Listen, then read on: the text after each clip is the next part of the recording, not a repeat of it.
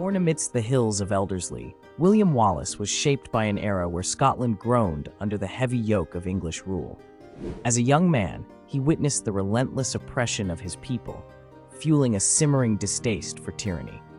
But it was not until 1297, when tragedy struck at the heart of his personal life, that his path to rebellion truly began. Marion Braidfute, his beloved wife, was not only his partner in life, but also his muse for a peaceful future. Her untimely murder by English soldiers transformed Wallace's grief into a blazing fury. This moment, brimming with heartache and injustice, sparked a rebellion that would echo through the annals of history. Wallace, with his towering stature and fiery determination, rose to rally the Scots. He became a beacon of hope, illustrating that even the most personal pain can ignite a collective uprising. Wallace's life was not solely defined by his prowess in battle. He was also a scholar, well-versed in Latin, and a tactician of impressive intellect. His strategic genius was as sharp as his sword, enabling him to outmaneuver foes in ways unforeseen. The rebellion he led was not just about land or power.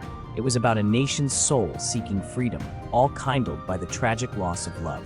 On September 11, 1297, the Scottish landscape bore witness to one of history's most daring and brilliantly executed military victories, the Battle of Stirling Bridge. William Wallace, a name synonymous with Scottish resistance, stood ready to face an English army much larger and seemingly invincible. With his mere 2,300 men, Wallace faced a well-armed English force of 9,000. The odds were daunting, yet Wallace remained undeterred, driven by a strategic mind and an unyielding spirit for Scottish independence. The battle was set at the narrow Stirling Bridge, a mere bottleneck that Wallace used to his advantage. Observing the English troops crossing, he waited patiently.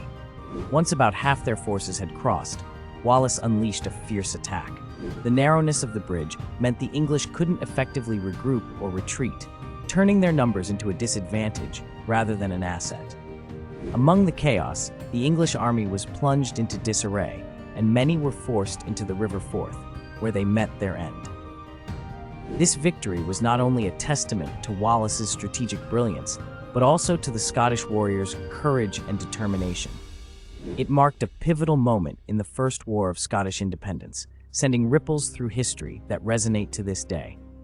Such was the genius of Wallace, a leader who turned the tide against all odds.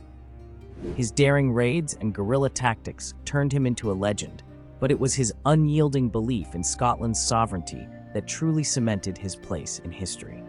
In the aftermath of Stirling Bridge, William Wallace's life took a radically new direction. Elevated to the title of Guardian of Scotland, he found himself thrust into a role he never sought. Yet Wallace accepted this mantle with humility and determination, understanding the weight of responsibility it carried. He wasn't merely a warrior seeking territorial gains. He embodied the spirit of a nation yearning for freedom. Wallace's vision transcended the immediate battles against English oppression. His dream was a Scotland where dignity was the birthright of every man, a Scotland free from the shackles of tyranny. One of his boldest moves as Guardian was reaching out to the continent, exemplified by the Lubeck Letter, in which he sought recognition and support from German trading cities. By signing the letter as Guardian of Scotland, Wallace asserted Scotland's sovereignty, daring to think globally at a time when such ideas were revolutionary. Although his diplomatic efforts did not yield immediate alliances, they marked him as a leader with foresight and a broader vision. Wallace's ascent was not just about military prowess. It was about shaping a future for Scotland that resonated with justice and independence, inspiring generations to come. The Battle of Falkirk on July 22, 1298, marks one of the darkest days in Scottish history. William Wallace, the Guardian of Scotland, faced a formidable foe in King Edward I of England.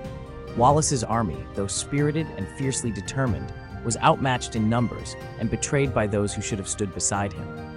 The Scottish nobles, envious of Wallace's meteoric rise and influence, clandestinely withdrew their support, leaving his forces vulnerable. As Edward's cavalry charged, the Scottish schiltrons, tight formations of spearmen, held firm initially. Wallace's strategic acumen was evident, but the treachery had sown seeds of chaos. The English longbowmen rained down arrows with deadly precision, disrupting the Scottish lines. Wallace, undeterred by the impending doom, fought valiantly. He survived but was forced into hiding, his reputation tarnished by whispers of betrayal. Yet the true sting lay not in the defeat, but in the treachery of his own countrymen. This betrayal, deeper than any physical wound, galvanized Wallace's resolve. His spirit, unyielding and resilient, became a beacon of hope, inspiring Scotland's continued struggle for freedom. The legacy of Falkirk was not of defeat, but of endurance and defiance against overwhelming odds. On August 5, 1305, one of Scotland's most ardent patriots, William Wallace, faced a fate sealed by betrayal. Wallace, known for his fiery spirit and unyielding quest for Scottish independence, was captured not by force but through treachery. Sir John de Menteith, a fellow Scot, proved to be the instrument of his downfall, lured by promises of English favor and reward. Menteith, currying favor with the English crown, orchestrated Wallace's betrayal at Remembrance, a poignant testament to the era's tangled loyalties. Bound and humiliated, Wallace was dragged to London, where the stage was set not for justice, but for a grotesque spectacle masquerading as a trial. Before his judges, he stood unrepentant, declaring with unwavering resolve, "I cannot be a traitor, for I owe him no allegiance." His defiance was an emblem of his lifelong commitment to freedom. Despite the sham trial, the cruel sentence of execution awaited. Wallace's death was brutal, his body dismembered and parts dispatched across the realm as a grim warning. Yet, in a twist of fate, his martyrdom ignited a flame of rebellion, galvanizing a nation to rise against oppression. Wallace's legacy of courage in the face of betrayal endures, inspiring generations to fight for freedom.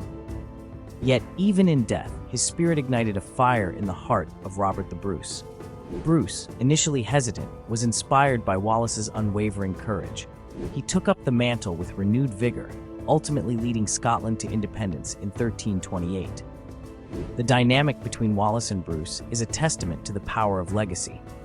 Wallace became a symbol of resilience, a man whose actions transcended his mortal life, propelling Bruce to victory. Through Wallace, the Scottish people found a voice, and through Bruce, they found a future. Their story is a vivid reminder of how individual courage can change the course of history, leaving an everlasting imprint on a nation. In the verdant heart of Stirling, Scotland, the mighty Wallace Monument stands proudly atop Abbey Craig, a towering tribute to the legendary William Wallace. Completed in 1869, this monument celebrates the enduring legacy of a man whose spirit became synonymous with Scotland's quest for freedom. Its Gothic architecture mirrors the rugged landscapes that were once Wallace's battlegrounds, where he fiercely defended his homeland. Inside, a spiral staircase leads to the Hall of Heroes, where visitors can admire Wallace's likeness alongside other Scottish patriots. Further north, in Aberdeen, stands a bronze statue of Wallace, sword aloft, eyes fixed upon the horizon, a silent sentinel of resilience. Lesser known is the monument in Remembrance, where Wallace was betrayed in 1305. It marks the site of his capture, a poignant reminder of his sacrifice. Meanwhile, in the village of Elderslie, Wallace's reputed birthplace, a statue commemorates his early life, rooted in the very soil he fought to protect. Each monument serves as a beacon, drawing pilgrims and compatriots alike, united in reverence for a hero who refused to yield. Through these statues and monuments, Wallace's indomitable spirit echoes across the centuries, inspiring generations with tales of bravery that remind us that courage is timeless and freedom is worth every battlefield.